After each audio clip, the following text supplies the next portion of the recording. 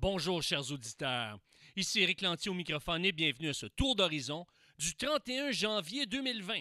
Eh bien, aujourd'hui, j'aimerais répondre à la question suivante, mesdames et messieurs. Doit-on mettre sur pied un secrétariat aux affaires masculines? J'en ai déjà parlé dans le passé, mais savez-vous quoi?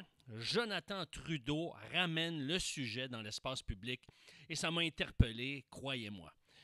Cette semaine, sur les ondes d'une autre station, j'ai parlé de la violence envers les femmes et je crois qu'on doit se préoccuper, on doit être préoccupé en tant que société de tout ce qui se passe à l'endroit des femmes, que ce soit les injustices sur le plan de la violence, sur le plan de l'équité salariale.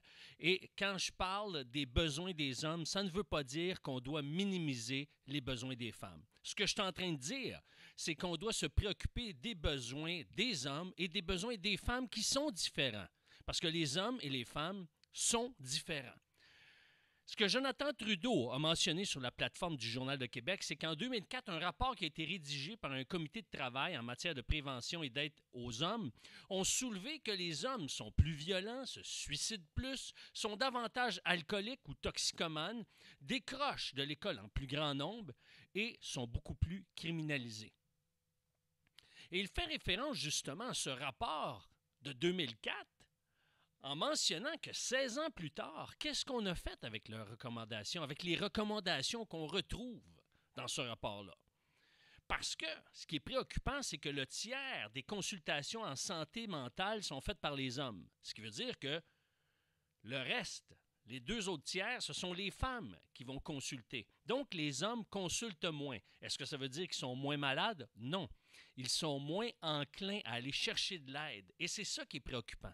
Parce que les hommes ont besoin d'aide, mais dans leur ADN, dans leur génétique, dans la culture masculine, ce n'est pas sain d'aller chercher de l'aide. Je ne suis pas en train de dire que c'est bien, mais dans la culture masculine, c'est comme ça que ça se passe.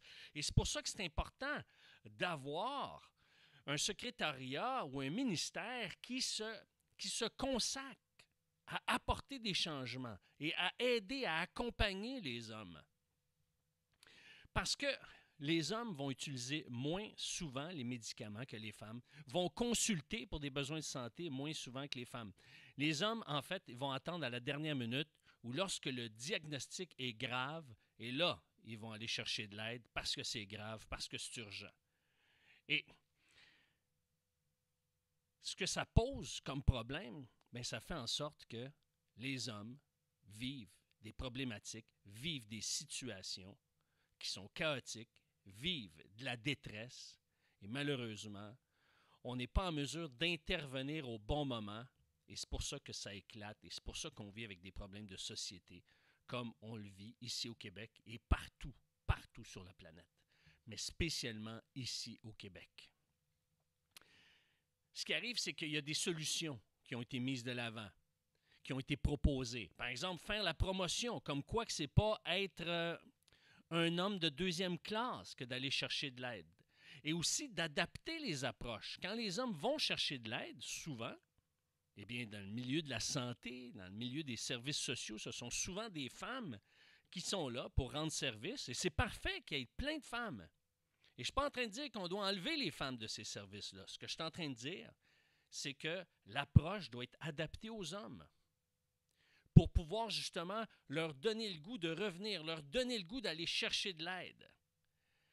Maintenant aussi, c'est que on doit chercher à trouver des moyens, comment accompagner, comment former ces intervenantes à aider les hommes et aussi à encourager les hommes à prendre leur place dans la société, à prendre leur place dans leur famille. Et ce qui est recommandé, et ça, je trouve ça tellement positif, favoriser la représentation masculine dans certaines professions. Par exemple, en éducation, on a besoin de plus d'hommes. Et valoriser l'identité masculine au lieu de s'attaquer aux préjugés négatifs véhiculés à l'égard des hommes. Valoriser l'identité masculine. Oui, il y a des éléments négatifs qui sont reliés à l'identité masculine et ça, on doit l'adresser. Mais on doit adresser aussi et valoriser ce qui est positif à l'égard de la masculinité. Puis finalement, on doit reconnaître collectivement l'importance de la condition masculine puis des besoins qui s'y rattachent. Je vois que le temps file, mesdames et messieurs. Je vous invite à nous contacter au 613-261-0700, le 613-261-0700. Pourquoi?